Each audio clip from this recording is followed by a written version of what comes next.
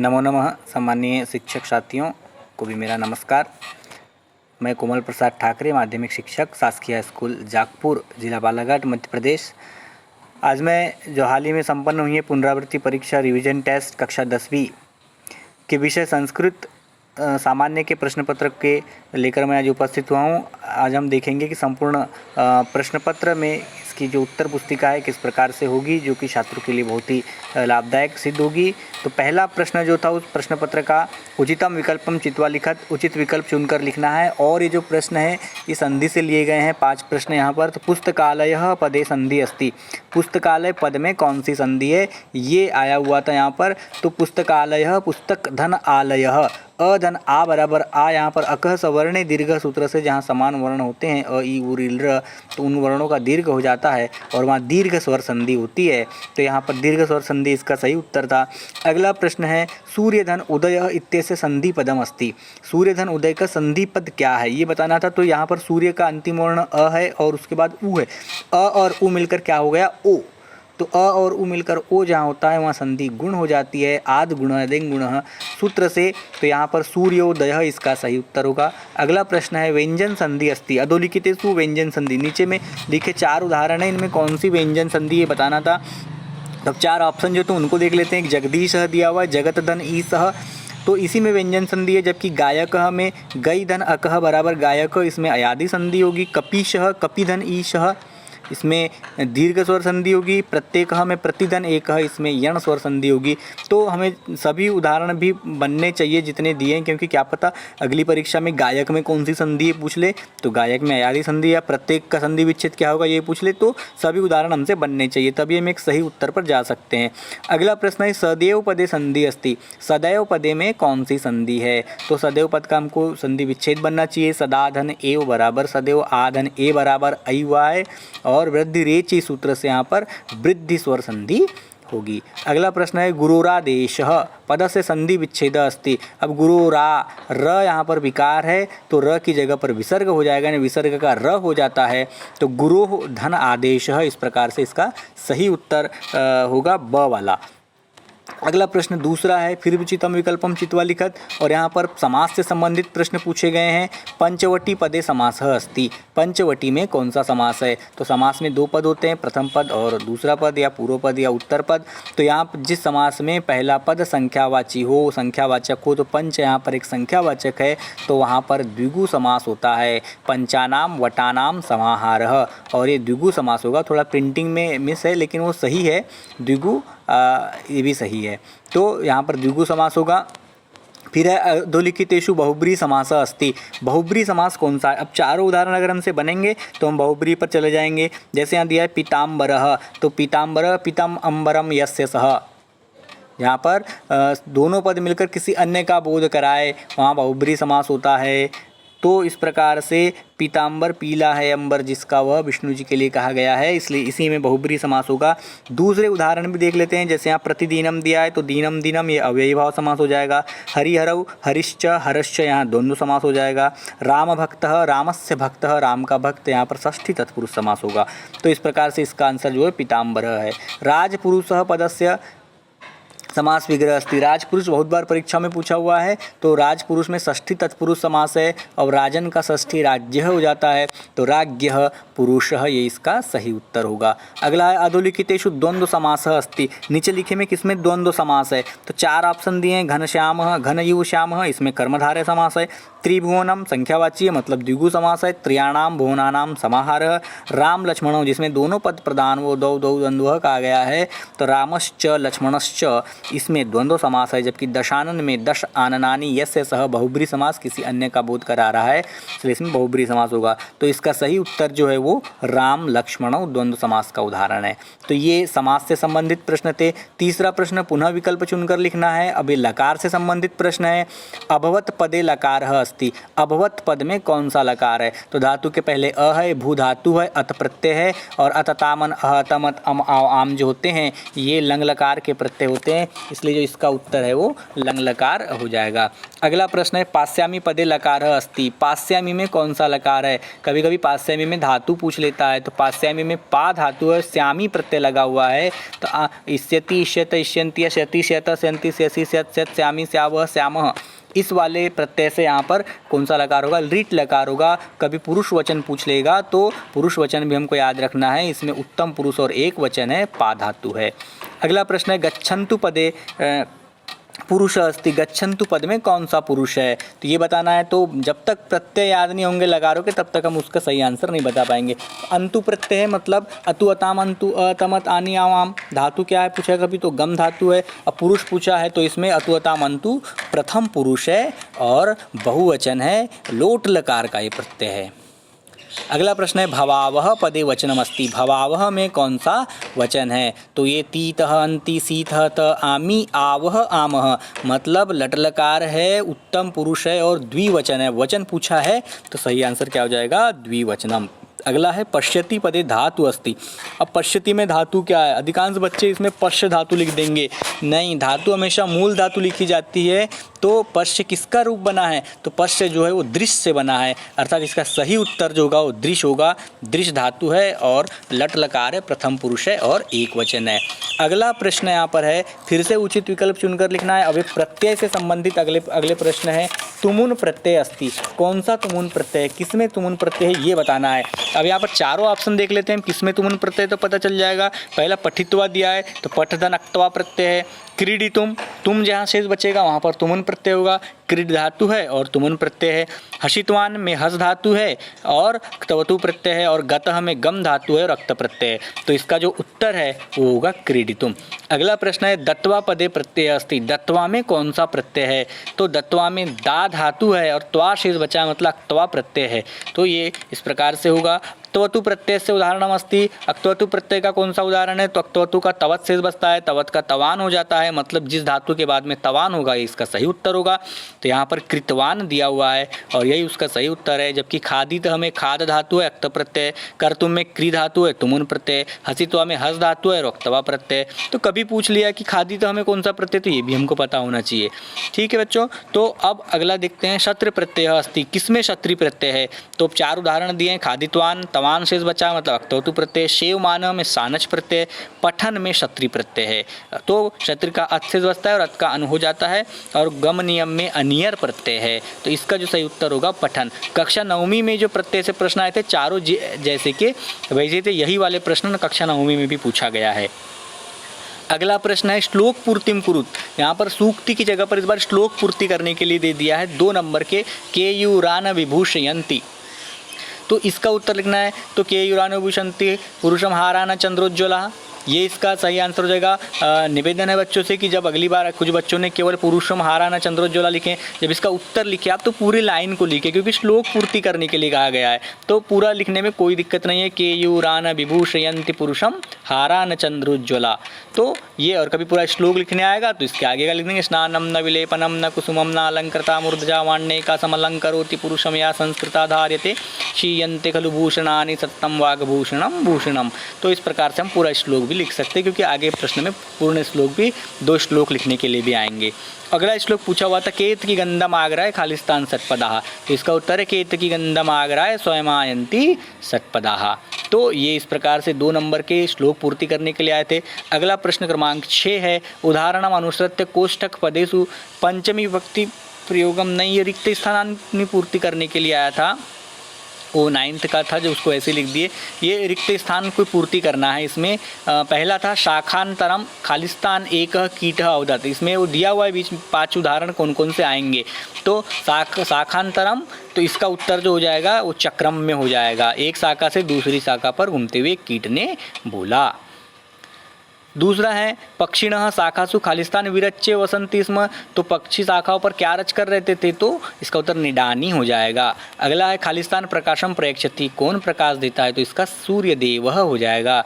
और पथिका खालिस्तान परिहरन्ति स्म, तो मार्गायासम इसका सही उत्तर हो जाएगा।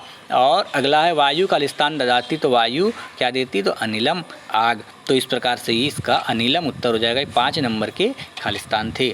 अगला प्रश्न है अधोलिखित प्रश्नानाम उत्तराणी एक पदेन लिखत। एक पद में लिखना है, 6 प्रश्न आए, सभी 6 बनाना है अभी हमको। वार्षिक परीक्षा में जब होता था अभी तक तो 4 बनाने होते थे, 4 नंबर का होता था। प्रकृति दत्त वरह कह, प्रकृति के द्वारा दिया गया क्या वरदान है, पाठ में द्वितीय पाठ का है, तो प्रकृति दत्त वरह क्या है, वृक्ष। केवल एक पद में लिखना है तो वृक्ष इसका आंसर हो जाएगा। अगला प्रश्न है महर्षि कस्य स्थापनाम कृतवान, महर्षि दयानंद ने किसकी स्थापना किया, तो सभी को पता होगा आर्य समाज की, तो कस्य दिया है प्रश्न में, तो आर्य समाज से इसका सही उत्तर होगा। अगला प्रश्न है सर्वोत्तम भूषणम किम, सबसे बड़ा आभूषण क्या है, सबसे बड़ा आभूषण क्या है, तो वागभूषणम। सबसे बड़ा आभूषण क्या है, वाणी रूपी आभूषण ही सबसे बड़ा आभूषण माना गया है, तो वागभूषणम इसका सही उत्तर हो जाएगा। अगला प्रश्न है पुरुषादः कः आसीत्, पुरुष को खाने वाला कौन था, तो ये पंचम पाठ का दिया, कुटुंबानुरक्ति का प्रश्न है। घटोत्कच जो था, हिडिंबा का जो पुत्र था, वो घटोत्कच पुरुष को खाने वाला था, पुरुषादः मतलब पुरुष को खाने वाला, तो घटोत्कच इसका सही उत्तर हो जाएगा। मार्कंडेय नाम ऋषि कुत्र वसति स्म, जो मार्कंडेय नाम का ऋषि था वो कहाँ रहता था, तो वो गंगा तीरे, गंगा नदी के तट पर मार्कंडेय नाम के जो ऋषि थे वो रहते थे। अगला प्रश्न है भारत से प्रथम प्रधानमंत्री कः आसीत्, भारत के प्रथम प्रधानमंत्री कौन थे, तो इसका सही उत्तर जो होगा पंडित जवाहरलाल नेहरू। तो इस प्रकार से ये एक पद में 6 प्रश्न, उनके 6 उत्तर आपके सामने प्रस्तुत किए गए।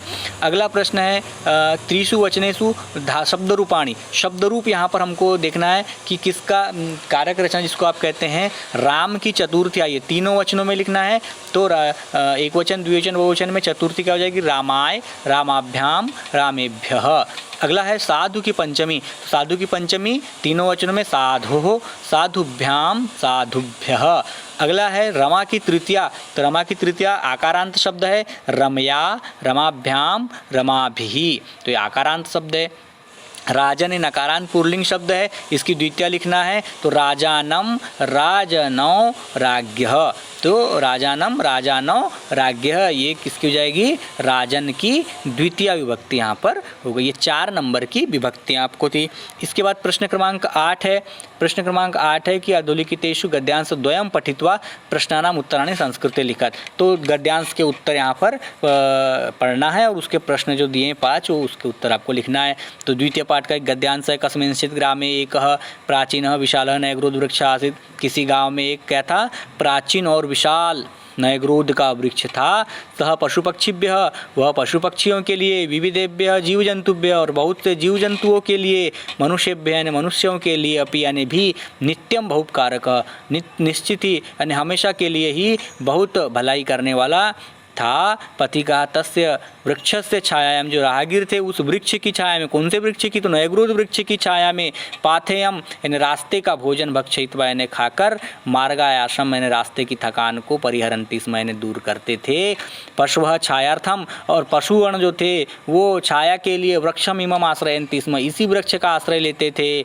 पक्षिणः तस्य शाखासु निडानि विरच्य वसन्ति स्म, और जो पक्षी थे वो उस वृक्ष की शाखाओं पर निडानी मतलब घोंसले रचकर या घोंसले बनाकर वसंत यानी निवास करते थे। तो ये गद्यांश है, इसके 5 प्रश्न यहाँ पर आपको दिए गए हैं। पहला प्रश्न है नयग्रोध वृक्ष केभ्यः नित्यम बहुपकारक आसीत्, किसके लिए बहुपकारक था, तो किसके लिए बहुपकारक था वो, नयग्रोध वृक्ष पशु पक्षियों के लिए, बहुत से जीव जंतुओं के लिए, और किसके लिए, मनुष्यों के लिए भी हमेशा बहुत भलाई करने वाला था। तो इस प्रकार से पहले प्रश्न का उत्तर। दूसरा है पथि कहा वृक्ष से छायायाम किम कुर्वन्ति स्म, जो पथि राहगीर थे वो वृक्ष की छाया में क्या करते थे, क्या करते थे राहगीर लोग, तो रास्ते की थकान को दूर करते थे, क्या करके, भोजन करके, पाथेयम, ठीक है। तो ये दिया हुआ है पथि कहा यानी राहगीर लोग वृक्ष की छाया में, पाथेयम यानी होता है रास्ते का भोजन करके, भक्षित्वा यानी खाकर, मार्गायासम रास्ते की थकान को दूर करते थे। अगला प्रश्न है के छायार्थम वृक्षमिम आश्रयन्ति स्म,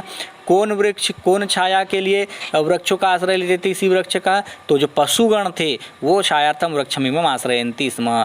अगला प्रश्न है पक्षिणः तस्य शाखा शुकानि विरच्य वसन्ति स्म, पक्षी लोग शाखाओं पर किसको रच कर रहते थे, क्या बना कर रहते थे पक्षी वहाँ पर, तो क्या बना कर रहते थे, निडानी, निडानी यानी घोंसले, तो कानी की जगह क्या आ जाएगा, निडानी। और कस्मिंश्चित् ग्रामे एकः का, किसी गांव में क्या था, तो किसी गांव में क्या था, नयग्रोध वृक्ष। कभी प्रश्न पूछ ले कस्मिंश्चित् ग्रामे नयग्रोध वृक्ष कीदृश आसीत्, नयग्रोध वृक्ष कीदृश आसीत्, नयग्रोध वृक्ष कैसा था, तो कैसा था, प्राचीन विशालः च, प्राचीन और विशालता, ये इसका उत्तर होगा। यहाँ पर कह था यानी कौन था गांव में, तो एक नयग्रोध का वृक्ष था।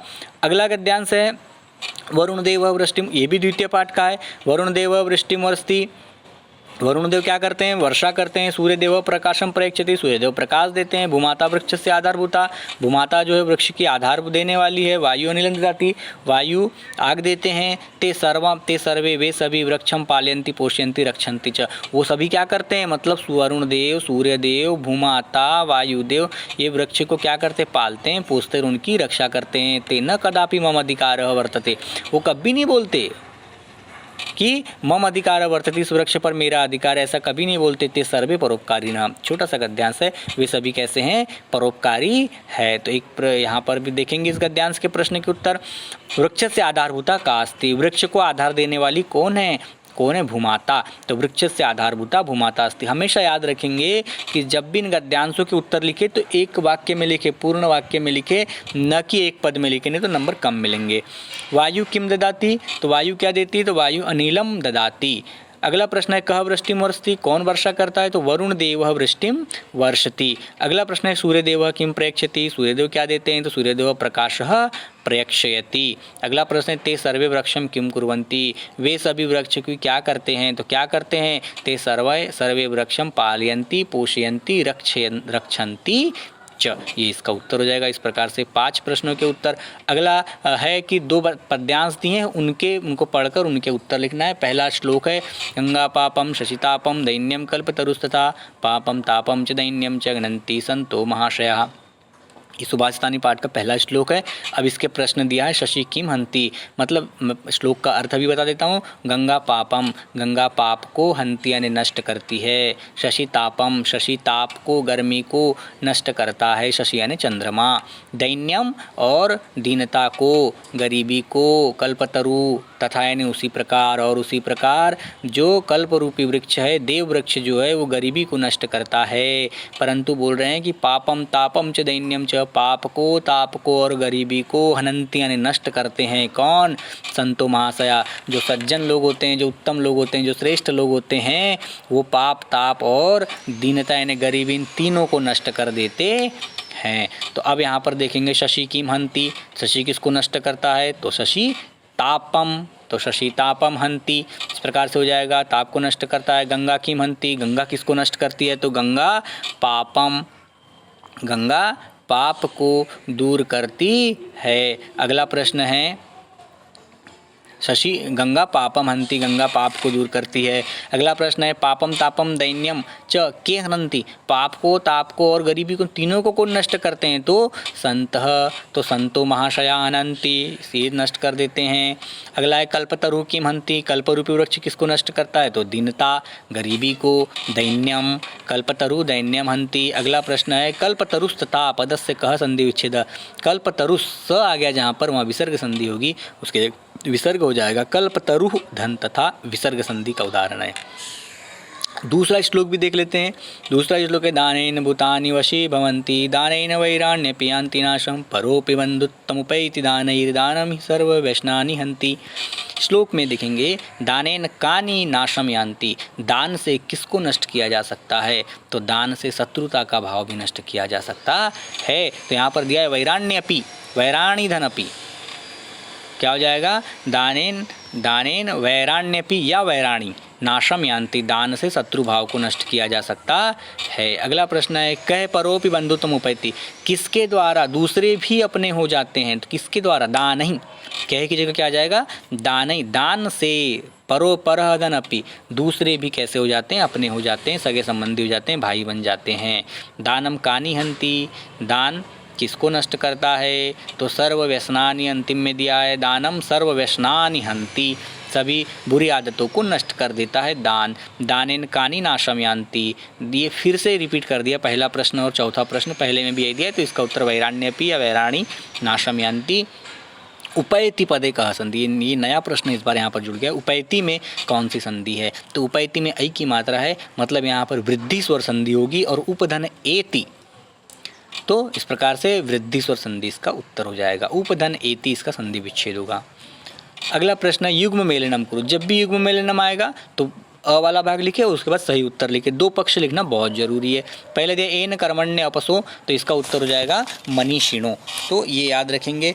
इस दूसरा दिया हुआ है वरुण देव। अब वरुण देव दिया है तो वरुण देव के जो राइट साइड में जो ब वाले ऑप्शन है उसमें कहीं पर भी वृष्टिम वस्ति नहीं दिया है, तो इसका आंसर यहाँ पर करना पड़ेगा वृष्टिम वर्ष्टि, ये सही उत्तर होगा।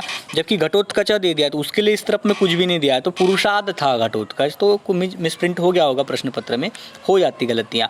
तो वरुण देव का वृष्टिम वस्ति हो जाएगा। दयानंद विशेषतः, तो दयानंद ने विशेषतः क्या सिखाया, क्या सीखा, तो योग पद्धतिम, इसका उत्तर सही हो जाएगा। और अगला है वाग्भूषणम, तो भूषणम हो जाएगा। एक और यहाँ पर यह है कि हमारे सिलेबस से इस वर्ष प्रथम पाठ को हटा दिया गया है, तो एन कर्मण्य अपसो जो ये प्रथमा पाठ का आ गया है, तो ये भी मिसप्रिंट हो सकता है, कोई इसमें वो नहीं है।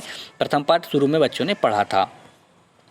अगला प्रश्न है आम न इति लिखत शुद्ध वाक्यानाम समक्षम आम, अशुद्ध वाक्यानाम समक्षम न इति लिखत। तो पहला दिया है वृक्षाणाम, थोड़ा मिसप्रिंट है, वृक्षाणाम छेदनम महत पापम, वृक्षों को काटना बहुत पाप है, और ये बिल्कुल सही बात है, इसका मतलब है आम है। बच्चे जब लिखे संस्कृत में तो आम लिखे, सत्य या सही का निशान न लगाए, न है तो न लिखे, आम है तो आम लिखे, गलत भी न लिखे। दूसरा प्रश्न है सूर्यदेव वृष्टिमर्षि, सूर्यदेव बारिश करते हैं, नहीं, वरुण देव बारिश करते हैं, सूर्य तो प्रकाश देते हैं, मतलब ये न है। तीसरा है दयानंद सामाजिक कुप्रथा नाम निवारण करो, दयानंद ने सामाजिक कुप्रथाओं का निवारण किया, और बिल्कुल किया स्वामी दयानंद जी ने, और ये आम है। अगला है महर्षि सदृशा महात्मना वंद्या न भवंती, महर्षि दयानंद के जैसे महात्मा लोग पूजनीय नहीं होते हैं, और ये बिल्कुल गलत बात है, न। अगला प्रश्न है एक वाक्य पूर्ण वाक्य में उत्तर लिखना है, और ये अभी तक 2 नंबर के आते थे, इस बार के प्रश्न पत्र में यहाँ पर 1 नंबर का दिया हुआ है, तो 1 ही नंबर का समझिए उसको हम। दयानंद केशाम प्रचारम अकरोत, केशाम है वो, केशाम प्रचारम अकरोत, दयानंद ने किसका प्रचार किया, तो दयानंद ने चिरोपेक्षित वेदानाम, मतलब जो बहुत लंबे समय से जिनकी उपेक्षा की जा रही है, ऐसे वेदों का प्रचार स्वामी दयानंद सरस्वती जी ने भारतीय संस्कृति के लिए किया था, तो ये इसका सही उत्तर होगा। दयानंद चिरोपेक्षित वेदानाम प्रचारम अकरोत। कुछ बच्चे वेदानाम भी लिखते हैं, तो उतना सही नहीं है, चिरोपेक्षित वेदानाम लिखना पड़ेगा। बहुत लंबे समय से उपेक्षित वेदों का प्रचार स्वामी दयानंद सरस्वती जी ने किया था। कह जीवन अपि मृतयो, यश शरीरम पाठ का प्रश्न है ये, कौन जीकर भी मरता है, तो कौन जीकर भी मरता है, तो सॉरी क्षमा करें, कह जीवन अपि मृतयो, कौन जीते हुए भी मरे के समान है, जीते हुए भी मरे के समान है, जो जीवित है फिर भी मरे के समान है। आपने उस पाठ को अगर पढ़ा होगा तो उसमें आपने रामदेव और देवराज की एक कथा, बहुत ही रोचक कथा है, उसको आपने समझा होगा, यूट्यूब पर मैंने इसका वीडियो डाला हुआ है। तो कौन जीते हुए भी मरे के समान है, तो जो स्वार्थ मात्र के बारे में सोचता है, जैसे देवराज सोचता था, देवराज नहीं लिखना है इसका उत्तर, देवराज के समान जो भी स्वार्थ के बारे में सोचता है वो जीते हुए भी मरे के समान है। मतलब इसका उत्तर ये है कि यह स्वार्थ मात्रम चिंतयति सह जीवन अपि मृतः एव, ये इसका उत्तर बिल्कुल सही होगा। यह स्वार्थ मात्रम चिंतयति सह जीवन अपि मृतः, जो स्वार्थ के बारे में सोचता है वह मरे हुए के समान है। अगला है संतः कानि हनन्ति, संत लोग किसका नष्ट कर देते थे, श्लोक में भी हमने देखा है कि पापम तापम दैन्यम च संतः हनन्ति, तो ये इसका उत्तर हो जाएगा, संतः पापम तापम दैन्यम च हनन्ति। अगला प्रश्न है सापेक्षिक आसित, पुत्र को चाहने वाला कौन था, ये कुटुंबानुरक्ति पाठ से दिया हुआ है, तो जो वृद्ध ब्राह्मण था वो सुतापेक्षी था, तो वृद्ध या वृद्ध ब्राह्मण भी इसका आंसर हो सकता है। तो सुतापेक्षी वृद्ध आसित, एक वाक्य में ही लिखना है तभी पूरे नंबर मिलेंगे, इस चीज़ को भी आपको याद रखना है। अगला प्रश्न है प्रश्न पत्रे समागतान श्लोकानि वै स्वपाठ्य पुस्तकात् कंठस्थीकृतं सुभाषित द्वयम् लिखत। हर बार परीक्षा में आता है 2 श्लोक हमको परीक्षा में लिखना है। मैंने 9th के कुछ बच्चों ने देखा 1 ही श्लोक लिखा था, तो उनको अभी 9th में आया, उनको पता नहीं है कि हमको 2 श्लोक लिखना है, या पूरा प्रश्न नहीं पढ़ पाए, वो घर से तो लिख कर लाए, लेकिन 1-2 बच्चे 1 ही श्लोक लिख कर लाए थे, जो कि उनको कम नंबर मिलेंगे। तो बच्चों को ये बताया कि 2 श्लोक ही लिखना है जो 4 नंबर के होंगे, और श्लोक हमेशा सुभाषितानि पाठ के ही लिखे, मतलब चतुर्थ पाठः सुभाषितानि पाठ के ही श्लोक लिखने के लिए बच्चों को अभी से आप बताएं, ताकि बच्चे कभी मिस ना हो, क्योंकि कभी कभी क्या होता है कि दूसरे पाठों के जो श्लोक लिख देते हैं उसमें नंबर बच्चों को नहीं मिलते हैं। अगला प्रश्न है स्वस्य प्राचार्यस्य कृते अवकाशार्थम प्रार्थना पत्रम संस्कृत लिखत, मतलब संस्कृत में एक अवकाशार्थम प्रार्थना पत्रम लिखना है। अब ये 5 दिन का 3 दिन का बच्चे अपने हिसाब से लिख सकते हैं। बच्चों को बताएं कि शुरुआत में जो है परिचय वो सही लिखे, बीच का जो विवरण है वो, और अंत में समापन। इस प्रकार सभी पर नंबर बटे हुए हैं, प्रारंभ में 1 नंबर, बीच में 2 नंबर और लास्ट में समापन पर 1 नंबर होता है संबोधन में। तो इस प्रकार से 4 नंबर का ये आवेदन पत्र बच्चे स्वयं कर लेंगे। अगला प्रश्न था 15वां प्रश्न, शुद्ध कारक वाक्य नाम, जो अशुद्ध कारक वाक्य उनको शुद्ध करना है। तो ये हर बार परीक्षा में आते हैं और इस बार तो बहुत सरल प्रश्न पूछा हुआ है। श्री गणेशम नमः, गणेशम नमः के योग में हमेशा चतुर्थी विभक्ति का प्रयोग होता है, तो गणेशम की जगह क्या हो जाएगा, गणेश का चतुर्थी, गणेशाय नमः। अगला प्रश्न है, जलस्य बिना जीवनम, जलस्य बिना मीनः न जीवति, जल के बिना जीवन, क्षमा करें, जीवन बार बार आता है इसलिए याद रह गया, जल के बिना मछली जीवित नहीं रहती है। तो बिना के योग में हमेशा द्वितीया, तृतीया या पंचमी विभक्ति का प्रयोग होता है, न कि षष्ठी का। तो यहाँ पर जलेन, जलात और जलम तीनों हो सकता है, लेकिन जलस से नहीं होगा, क्योंकि बिना योगे द्वितीया, तृतीया, पंचमी च एक बताया गया है, सूत्र होता है, बिना के योग में द्वितीया, तृतीया या पंचमी होती है। अगर बच्चे ने जलेन भी लिखा है तो भी सही है, जलात लिखा है तो भी सही है, और जलम तो सही है ही। तो जलम बिना जीवनम मीनः न जीवती है, इसका सही उत्तर होगा। वृक्षेण पत्राणि पतन्ति, वृक्ष से पत्ते गिरते हैं, पत्ते किससे, वृक्ष से कैसे हो रहे हैं, अलग हो रहे हैं। और ध्रुवम पाय अपादान सूत्र से यहाँ पर अपादान कारक होगा, जब एक वस्तु दूसरी वस्तु से अलग हो तो वहाँ पर अपादान कारक होता है, और अपादान है पंचमी, अपादान कारक में पंचमी विभक्ति का प्रयोग होता है। इसका मतलब ये है कि यहाँ पर वृक्षेण न होकर क्या हो जाएगा, वृक्षात पत्राणि पतन्ति। अगला है, मोहनः भिक्षुकम धनम ददाति, मोहन भिक्षुक को धन देता है। जब भी किसी को कुछ दिया जाए तो उसमें चतुर्थी विभक्ति का प्रयोग किया जाता है। तो यहाँ पर दा धातु के साथ में जिसको भी दिया जा रहा है, किसको दिया जा रहा है, तो भिक्षुक को दिया जा रहा है, तो भिक्षुक का चतुर्थी हो जाएगा, मोहनः भिक्षुकाय धनम ददाति। अगला प्रश्न है, गुरुम नमः, फिर से आ गया गुरुम नमः, और बच्चे इसको गलत कर रहे हैं बहुत, गुरुम नमः को गुरुवे नमः कर रहे हैं, नहीं, गुरु का चतुर्थी, नमः के योग में चतुर्थी, तो गुरु का चतुर्थी गुरुवे नहीं होगा, गुरवे होगा। जैसे भानु का चतुर्थी, भानु के जैसे ही गुरु है, उकारांत शब्द है ना, भानु का चतुर्थी भानवे होता है, भानुवे नहीं होता, उसमें सही करेंगे, लेकिन गुरु में गुरु ही लिख देते हैं और उसके बाद वे लगा देते हैं, नहीं, ऊ का वह हुआ है, यहाँ पर गुरवे नमः हो जाएगा, ये इसका सही होगा, न कि गुरुवे नमः। र में ऊ की मात्रा नहीं आएगी, अधिकांश बच्चे ऐसा करते हैं, तो उन्हें अभी से बताए तो वार्षिक परीक्षा में ऐसी गलतियाँ नहीं करेंगे, गुरवे नमः, ये इसका सही होगा।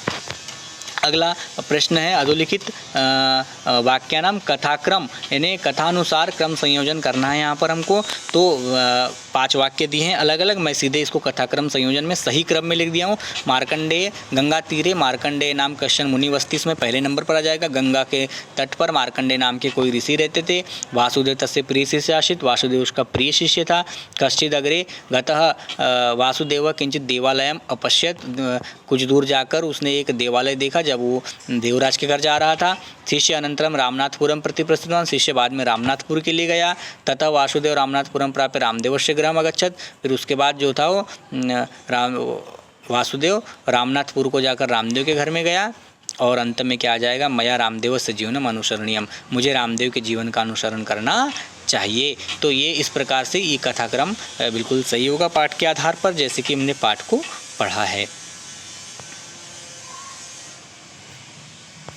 और अंतिम 17वां नंबर का प्रश्न है, अश्य गद्यांश से समुचित शीर्षकम लिखा। एक गद्यांश आया हुआ था और वो गद्यांश मैंने लिखा नहीं है यहाँ पर, वो गद्यांश मैं पढ़ के बता देता हूँ। शरीरम धर्मस्य प्रथमम साधनम अस्ति, शरीर धर्म का प्रथम साधनम है। शरीरमाद्य खलु धर्म साधनम, कहा भी गया है कि सबसे पहले शरीर को ही धर्म मानकर उसकी व्यवस्था करनी चाहिए, शरीर के बारे में सोचना चाहिए। शरीरस्य आरोग्यम व्यायामेन सिद्ध्यति, शरीर का अगर आरोग्य रखना है, उसको बिना अच्छा रखना है तो व्यायाम के द्वारा सिद्ध किया जा सकता है। यह व्यायाम करोति स प्राणशक्ते अपदः स्वयं दूरम गच्छन्ति, व्यायामेन शरीरे शुद्धरसञ्चारः भवति, इंद्रियाणि सुस्थानि स्वस्थानि च भवन्ति, जठराग्नि दीप्तः भवति, परिवृद्धम् उदरं संकोच भवति, मस्तिष्कम उर्वरम भवति, अस्मिन् लोके जनै वयानुसारम कोऽपि व्यायामः अवश्यम करणीयम। मतलब हम सभी को अपनी अवस्था के अनुसार, इस संसार में जितने भी लोग हैं इन सबको अपनी अवस्था के अनुसार व्यायाम करना बहुत ज़रूरी है। तो और वर्तमान समय में